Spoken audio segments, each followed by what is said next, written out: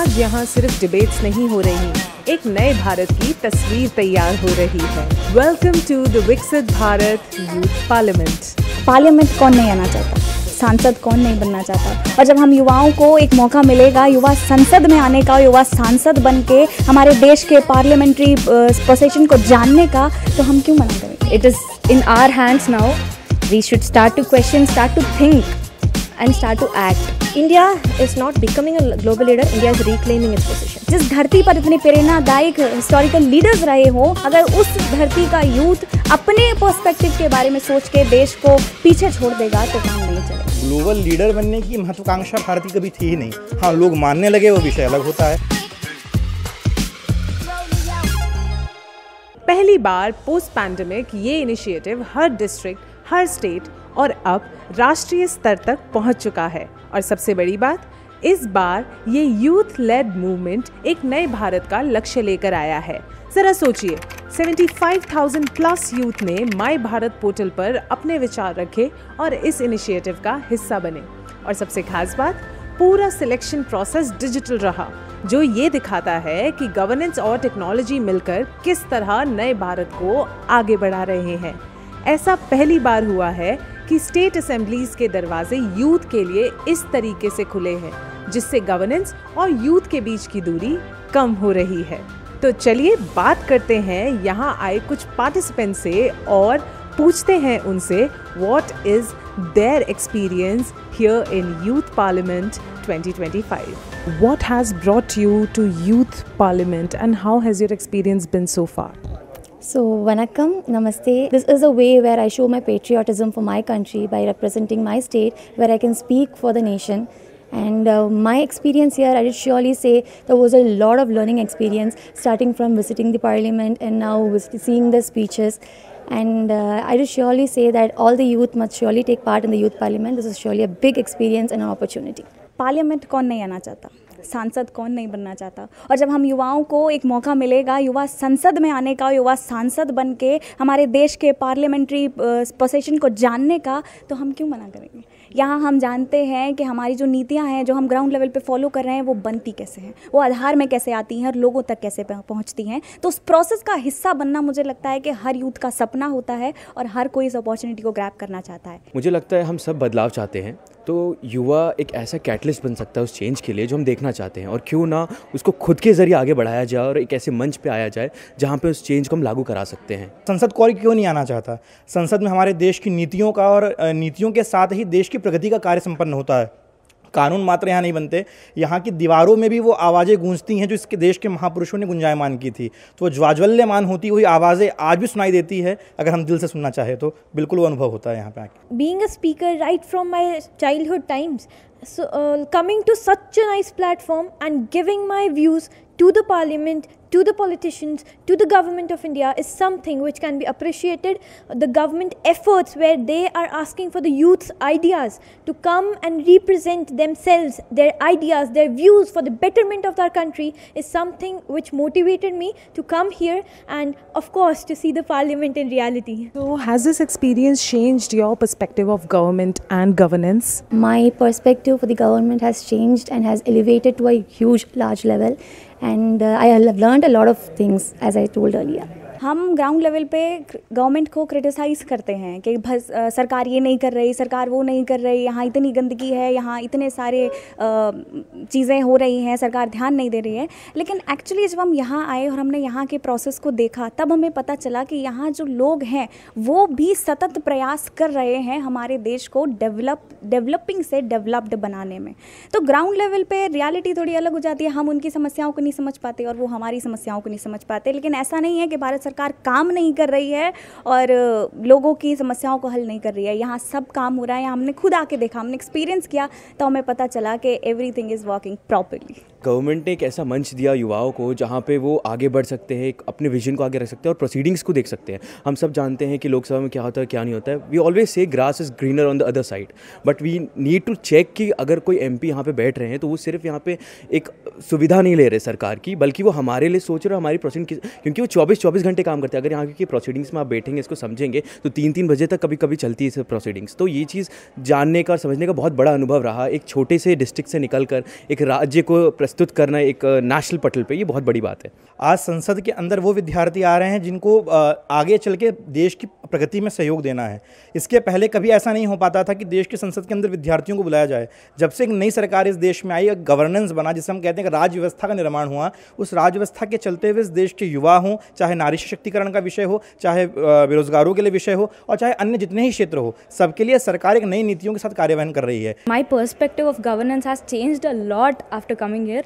Not just about the governance, about how we look at it, how people look at it, and there are many perspectives, so many young minds, and this has changed a lot. And we have many speakers speaking here, many people, MPs have come here, and their views we have heard, and we've got to know ki we need to follow them a lot more in order to know what is happening in the country. And yes, it has changed a lot for me. So while coming here and getting to know the real essence of what the policy really means, and getting the different perspective from different people and how they process, basically got me a real understanding of what the governance and what the policies are exactly meant to be. By 2047, India becomes number one country in the world. So what do you think will be the youth's role in taking India towards that goal? The youth's role will play a major role, just like how this youth parliament has given an opportunity for many youths from different states. They are different states, different tongue, they speak different languages, but they all have just single thought that Ek Bharat Shrestha Bharat should be a Viksit Bharat. So I'm very sure that this youth parliament, a huge opportunity for many youth, is going to help our nation to be our number one. देखिए, इस time हम youth हैं, अभी हम उस age gap में आते हैं, तो अभी हमारा जो काम है वो है कि इंडिया को विकसित भारत बनाना। लेकिन 2047 तक हम उस एज ग्रुप में होंगे जब हम यूथ नहीं होंगे, और हमारे आगे वाली जो युवा पीढ़ी है वो यूथ के लाइन में होगी। तो उस टाइम देखिए, एक पोजीशन को हासिल करना शायद सरल हो, लेकिन उस पोजीशन को मेंटेन करना बहुत कठिन होता है। तो उस टाइम के यूथ से हमारी सभी की एक कल्पना वो यही रहेगी कि जो पोजीशन हम बनाने की अभी कोशिश कर रहे हैं, वो अगर बन जाती है और बनेगी, तो उसको वो मेंटेन करें आगे और हमारी विरासत को आगे बढ़ाएं। हमारा भारत सबसे बड़ा युवा पॉपुलेशन है, तो मुझे ऐसा लगता है कि अगर यूथ लीड करेंगे तो एक ट्रांजेक्शनल चेंज ला सकते हैं। If we see all the developed nation, why we are developing? Because still youth need to work more on our progress. So अगर नेक्स्ट जनरेशन, जैसे मोदी जी ने कहा था कि मुझे 1 लाख युवाओं को राजनीति में उतारना है जो राजनीतिक बैकग्राउंड के नहीं है, तो उनको इस चीज़ को समझ आएगा। जब वो ग्राउंड लेवल से अपर लेवल तक जाएंगे तो वो ग्राउंड की समस्याओं को अपर लेवल तक उठा के उसमें चेंजेस ला सकते हैं। इस देश का युवा हमेशा से योग्य रहा है, पर कहते हैं ना, जैसे सुंदरकांड में हनुमान जी की चर्चा आती है, रामायण का एक पार्ट है उसको सुंदरकांड कहते हैं, उसमें हनुमान जी अपनी शक्तियों को विस्मृत किए हुए बैठे हैं। वैसे इस देश का युवा अपनी अपार शक्तियों को, जो वैदिक काल से चली आ रही हैं, वो संस्कृति को विस्मृत कर चुका है। बस कोई जामवंत की आवश्यकता है जो कहे उठो हनुमान और रास्ता नापो। वही इस देश के प्रधानमंत्री नरेंद्र मोदी कर रहे हैं। इस देश के युवाओं को जामवंत बन के, हनुमान बना के इस देश के युवाओं को राम का, यानी धर्म का, यानी नीति का और निर्मूलन का कार्य करने के लिए प्रोत्साहित करते हैं। तो मैं निसंशय इस बात को मानता हूं कि इस देश के युवा आने वाले 1947 से 2047 के ये शतक वर्ष को स्वर्णिम महोत्सव, अमृत महोत्सव अभी हुआ था, अमृत महोत्सव स्वर्णिम महोत्सव की यात्रा इस देश के युवा ही तय कराएंगे। इस बात को स्वीकार करता हूँ। Yes, India will surely become a developed country by 2047. That is why for that we are working now. Youth's role is the most important. I mean, one of the most important, because India is a young country, right? So if we start working, if we start taking responsibility, then I think we will be able to bring even faster growth to the country. It is in our hands now. We should start to question, start to think, and start to act. Once we do that, instead of ignoring things, if we start to just try to involve in things, then I think we will be a Viksit Bharat. And even after becoming a Viksit Bharat, we can take our India far more further. And Viksit Bharat is not our destination. It's just a milestone. We have a lot more to do. You just mentioned about our Prime Minister, PM Modi. So what is that one quality of him that you like the most? Our Honorable Prime Minister Narendra Modi, with his consistent movements on how to develop our country, is something really inspiring, just as how he revealed the 11 Sankalpas of resolutions. So the consistency of how he wants to develop our country is something that I find it very inspiring, and obviously his orating skills is something really role model for me. Our PM is full of qualities, and if you are talking about one particular quality, then I must say his dedication.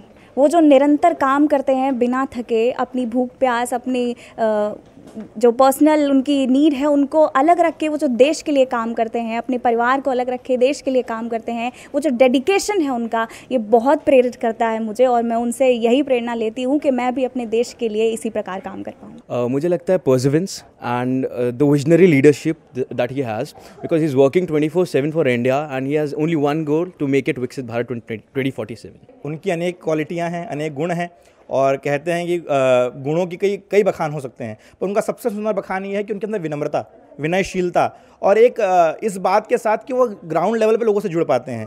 वो युवाओं के साथ बैठते हैं तो उनके लहजे में बात करते हैं, वो वृद्धों के साथ बैठते हैं तो उनके लहजे में बात करते हैं, वो गरीब के साथ बैठते हैं तो उनके समकक्ष हो जाते हैं, वो अमीरों के साथ बैठते हैं उनके समकक्ष हो जाते हैं। जब हमको टीवी पे देखते हैं कि आज वो अनेक अंतर्राष्ट्रीय मंचों पर एक भारत की प्रतिस्पर्धा के रूप में हमारे भारत की प्रतिबद्धता स्थापित करते हैं, तो देखने को मिलता है कि हाँ, प्रधानमंत्री जी हर व्यक्ति के साथ मन जोड़ पाते हैं, इसलिए वो मन की बात करते हैं, दिल की बात करते हैं। The way he connects to people, the way he speaks, I mean, that's just mesmerizing, motivating. It's everything. Endurance, persistence and willpower. Just a beam of ray. He is a wave, just like a light. When it strikes to any object, it scatters in different directions. This is PM Modi. What is it about India's democracy जो हमें दुनिया से अलग बनाती है when compared to the entire world? What is so different about India as a democratic country? Secularity. The most different thing is secularity, because India is the only secular nation. बाकी सारे देशों का अपना अपना धर्म है, संप्रदाय है, लेकिन इंडिया एक भारत जिसे हम कहेंगे, भारत एक ऐसा देश है जो सभी धर्म तो है, ये धर्म संप्रदाय के लोगों को एक छत्र के नीचे इकट्ठित करके रखता है, एकत्र करके रखता है। I feel the fundamental rights that we are getting, it is a whole and soul that makes us to come till here. Bharat की डेमोक्रेसी जो है वो एक इमारत के समान है। आपने जैसे कहा कि भारत की ये लोकतंत्र की इमारत 4 स्तंभों पर खड़ी है। ये जो संसद होती है इमारतों पे खड़ी होती है, स्तंभों पे खड़ी होती है। वैसे ही इस देश के संविधान निर्माताओं ने कहा कि इस देश की संसद की इमारत 4 स्तंभों पे खड़ी है, लोकतंत्र 4 स्तंभों पे खड़ा है। एक विधायिका, एक कार्यपालिका, एक न्यायपालिका और आप लोग यानी मीडिया। तो ये 4 स्तंभ होते हैं एक लोकतंत्र के लिए, और ये लोकतंत्र के चारों स्तंभ लोकतंत्र के लिए पूर्ण समर्पणता के साथ कार्य करते हैं। इस देश का मीडिया हो, चाहे कार्यपालिका हो, चाहे न्यायपालिका हो, चाहे विधायिका हो, ये लोकतंत्र को सुदृढ़ करने के लिए अपने अपने उत्तरदायित्व निभा रहे हैं। जहां कोई गलती करता है उसको दूसरा टोक देता है, जहां कार्यपालिका बिगड़ती है वहां न्यायपालिका सुधारती है, और जहां विधायिका बिगड़ती है वहां मीडिया माइक लिए खड़ा हो जाता है। तो कहीं ना कहीं एक दूसरे से जुड़े हुए हैं, एक दूसरे पिलर को हिलने नहीं देते। इसने कहीं ना कहीं लोकतंत्र की इमारत जर्जर नहीं हो पा रही, जो अन्य देशों में हम देखते आ रहे हैं। India's democracy is one of the oldest ones. We have had sabhas and samitis since Indus Valley civilization. Later, we are a country who live in harmony.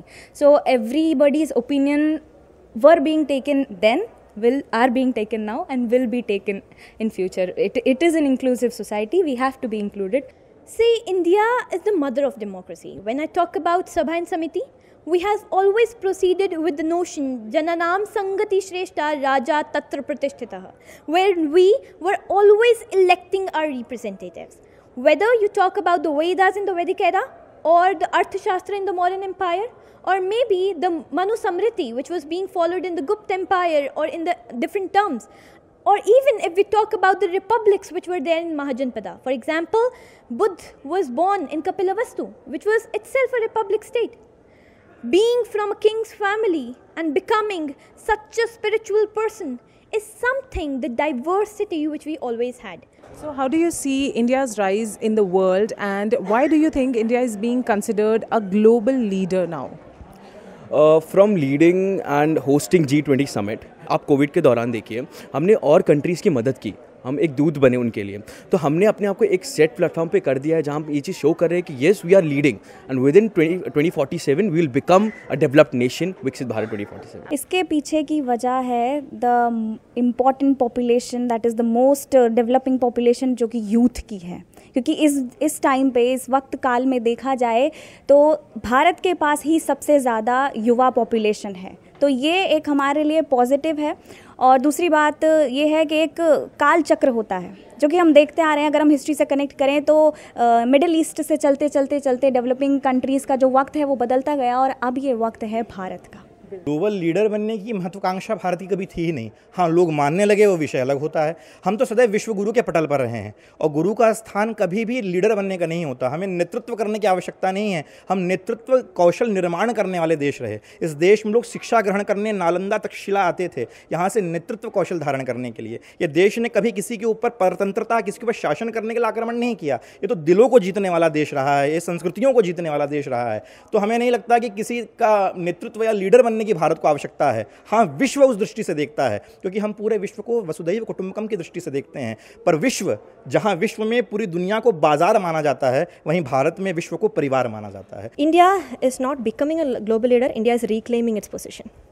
We have had one of the extensive civilization, that is Indus Valley civilization. We have had the extensive long written constitution. We have had the indigenous value systems, the Nalanda University, that is the world's largest and the first university we have. So everything from the ancient past, India have been excelled, India has been flourished, India has been consistent enough. India was always the global leader, the Vishwa Guru, and talking about not only this historical aspect, but also if we talk about the economic aspect, if we talk about the metallurgy, if we take the metallurgy of the ancient India, it was so special, it was so scientific. There was no lack or loophole in those things. So India was always the Vishwa Guru, whether it was in the terms of the yoga or in the terms of the spirituality, in the terms of the peace, in terms of the environment. What makes you so optimistic about India's future? Seeing the energy of all the youth from different states is surely giving a lot of optimistic energy. The way they speak, the way everyone have that spirit of, just as I told that the patriotism in everyone's blood, it was surely seen that itself gives us an optimistic energy, and the way how they conducted the event and everything is surely an optimistic energy. मैं युवा हूँ, मुझे सोचना चाहिए अपने देश के लिए, अपने संविधान के लिए, और एक युवा होने के नाते, क्योंकि इसी पीढ़ी में सबसे गर्म और जोशीला खून होता है। हमारे हिस्ट्री में अगर हम देखें एग्जाम्पल्स, भगत सिंह हैं जो कि 22-23 साल की उम्र में उन्होंने फांसी ले ली। वो चाहते तो अपने घर परिवार, अपनी बहनों की शादी की चिंता कर सकते थे, पर उन्होंने बलिदान देना उचित समझा अपने देश के लिए। तो ये जो हमारी आज जो हम फ्रीडम बोलते हैं जिसको, इसकी जो नींव है वो हमारे जो हिस्टोरिकल लीडर्स हैं उनकी अस्थियों पर बनी हुई है।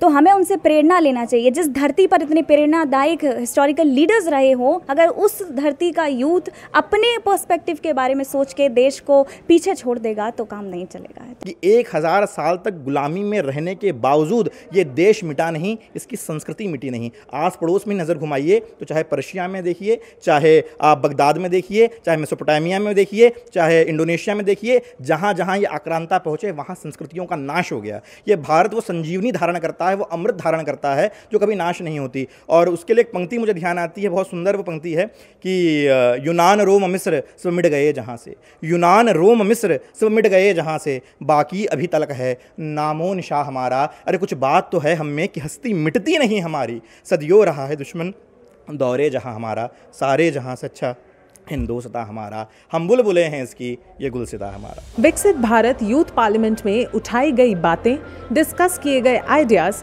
सिर्फ सेंट्रल हॉल तक सीमित नहीं रहेंगे। ये देश के हर कोने तक पहुंचेंगे और एक नए भारत का ब्लूप्रिंट तय करेंगे। पीएम मोदी हमेशा कहते हैं, भारत के युवा सिर्फ कल के लीडर्स नहीं, आज के चेंज मेकर्स भी हैं, और ये यूथ पार्लियामेंट उसी थॉट को एक रियलिटी बना रहा है। Tell us in the comments कि अगर आपको एक पॉलिसी बनाने का मौका मिले तो आप भारत के लिए कौन सा बदलाव लाना चाहेंगे। मिलते हैं नेक्स्ट वीक एक नए एपिसोड के साथ। तब तक जुड़े रहिए हमारे साथ और देखते रहिए माईगव इंडिया।